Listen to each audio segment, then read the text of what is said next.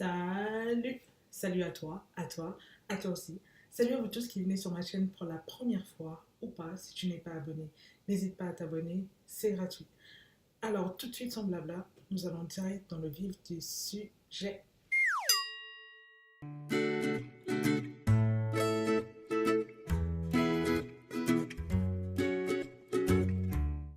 Alors il s'agit d'une enquête de police en Belgique. Une femme de 54 ans a été perquisitionnée parce qu'il était soupçonné de faire partie d'un réseau de trafic d'organes. Alors, une fois son appartement perquisitionné, les policiers vont trouver chez cette dame de 54 ans plus de 3000 bocaux de pénis baignant dans du formol. Des bocaux de pénis humains baignant dans du formol. Oui, vous avez bien entendu.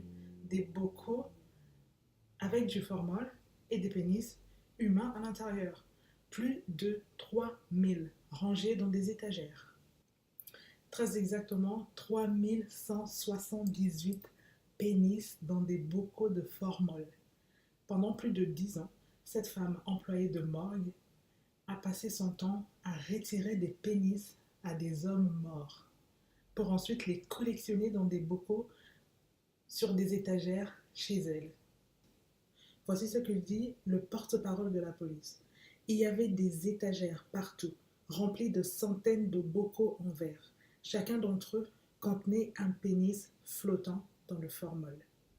Ça veut dire que cette femme, son plaisir, c'était de couper des organes génitaux des hommes morts pour pouvoir les collectionner. On peut se dire, mais pourquoi en faire? Mais what the fuck? Les gens de nos jours, c'est des vrais tarés. Mais c'est des tarés de nos jours. Mais c'est des tarés, mais les tarés, il y en a de plus en plus. Mais qu'est-ce que tu vas en faire, quoi? C'est même pas des personnes que tu connaissais. Mais qu'est-ce que tu vas en faire? T'imagines, t'as un appartement rempli des bocaux avec des pénis d'hommes.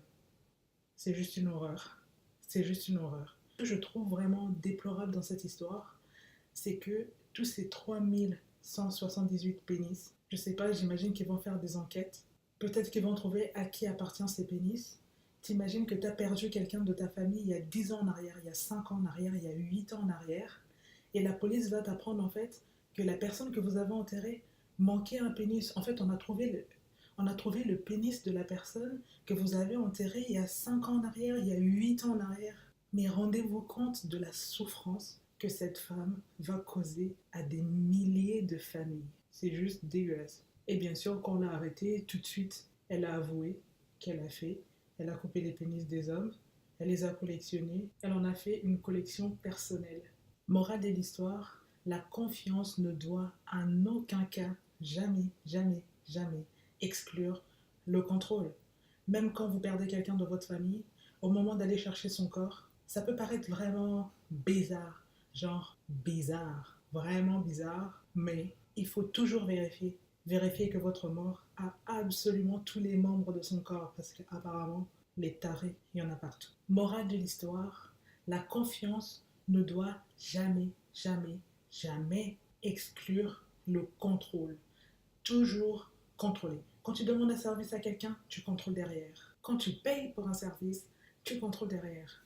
Parce que rien ne te dit que parce que tu as payé pour ce service, la personne va te rendre correctement le service parce que tu as payé pour. Toujours contrôler. Le fait de payer n'est pas du tout une garantie d'un bon service rendu derrière. Parce que tu ne sais jamais à quel point les gens prennent à cœur ce qu'ils font. Toujours, toujours contrôler. Voilà, c'est la fin de ce talk. J'espère vous retrouver à la prochaine. Ciao, ciao.